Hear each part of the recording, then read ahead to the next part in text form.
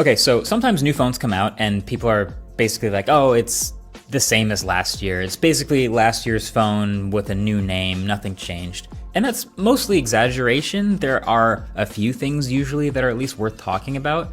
But with this phone, I can honestly say there is nothing dramatically new about the S25s. So welcome to your first look at the Samsung Galaxy S25 series, S25, S25 Plus, and S25 Ultra, plus my take on what's going on with Samsung right now. So right off rip, very familiar on the outside, right? With the standard phones, without the new colors, I honestly don't think I could tell the difference between this and last year. Same 6.2 inch and 6.7 inch sizes, same flat sides, same cold design. If you really want to get into the weeds about it, they moved the 5G antenna to the other side, up at the top there. So that's your tell that you're holding the new model. But really all the changes are gonna be on the inside. It's rocking the new Snapdragon 8 Elite 4 Galaxy chip with a slightly upgraded vapor chamber and 12 gigs of base RAM across the board now. And then the Ultra, so the Ultra actually did get a little bit of a cosmetic update. Can you tell the difference? Just kidding, this is the S24 Ultra. This is the S25 Ultra.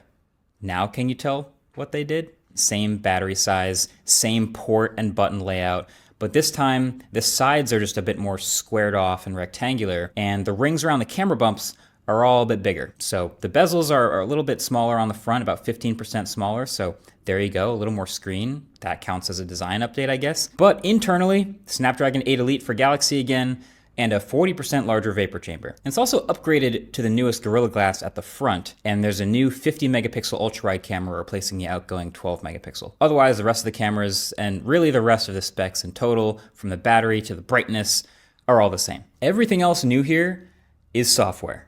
So we'll get to that in a second, but you remember when phones used to do just the S update every other year? They would have a big jump and then a small jump, and that small jump was like a spec bump in the same design. This is the purest form of just going back to that. Like, this is basically a Galaxy S24s.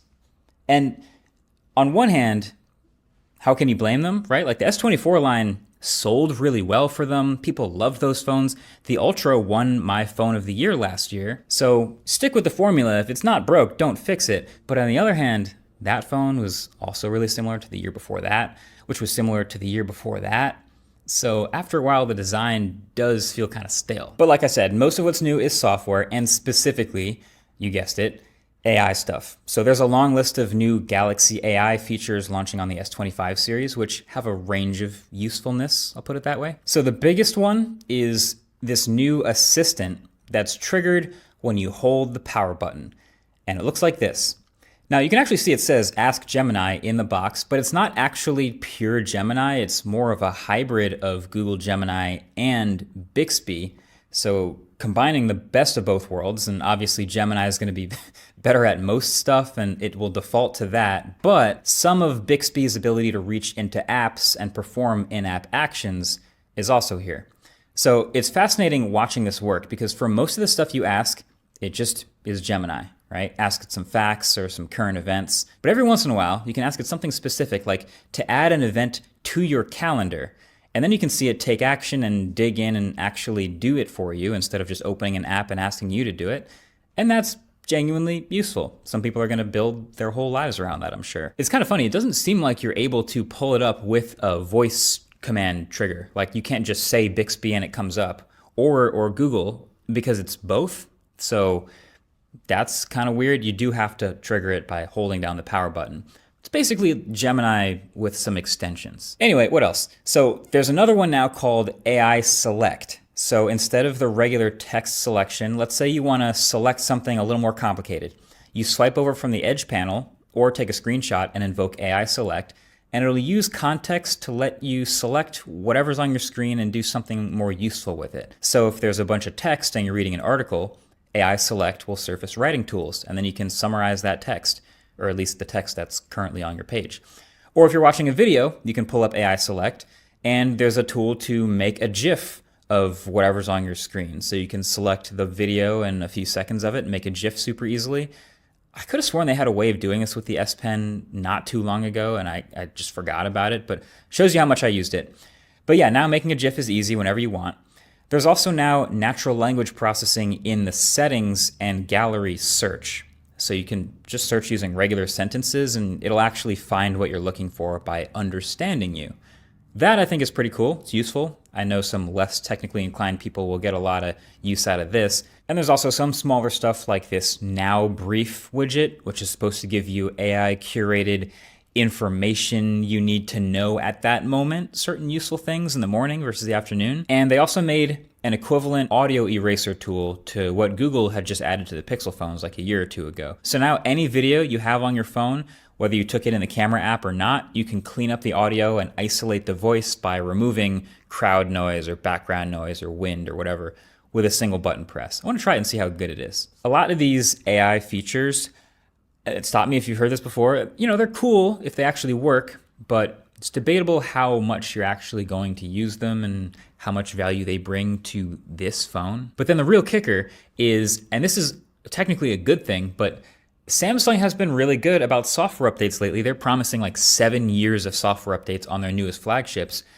which means that if most of the new stuff on this phone is this software and the AI stuff, I didn't really see a whole lot of reason why most of it isn't going to also be on the S24 in a couple weeks. So they're decently useful features, some of them clever, some of them work offline without an internet connection, some of them power users will love, but it's obviously hard to use it as a reason to upgrade to this phone if you hold a decently new phone that already has some of these features coming. The new One UI 7 that I've been using in beta on my S24 Ultra for a few weeks, which is this whole, software overhaul and aesthetic coat of paint for Samsung's phones, I think that makes a bigger difference than any of the hardware stuff that they're changing about S25. Like you could give me right now that new ultra wide on the Ultra and I might not notice. You could give me the slightly bigger screen, I might not notice. The new chip, maybe, but the UI, the software, it is a refreshed look, like across the board, fresh coat of paint with these aesthetics, and also, yes, some iOS-inspired features tucked in there too. The new lock screen customization in particular, I mean, that's right along the same lines as the iOS lock screen update we got a few years ago. So anyway, the S25 line is absolute textbook spec bump, zero risk for Samsung, and because of that, you could argue probably zero risk for the target demographic too. Now, make sure you get subscribed for the full reviews for these phones because they could technically still surprise me. I know there's no IP69 and no silicon carbide battery and no ultra fast charging and no brighter display, but is the Snapdragon 8 Elite for Galaxy chip going to be a big enough bump that we notice it and maybe we don't even need a much bigger battery? Is the new ISP on that chip going to breathe new life into these cameras? All of this is TBD, so I need to check it out. I also need to see if this new S Pen did in fact lose Bluetooth because there are rumors about that and I didn't have time to check. But yeah, there's still some wiggle room for us to form opinions about these phones. So if you're thinking of grabbing an S25 Ultra, you're probably already considering which clear case to get because the only way you can tell it from the S24 is by a new colorway.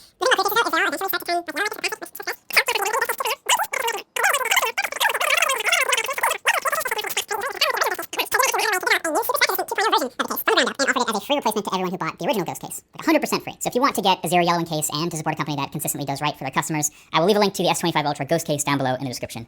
Either way, that's been it. Thanks for watching. Catch you guys in the next one. Peace.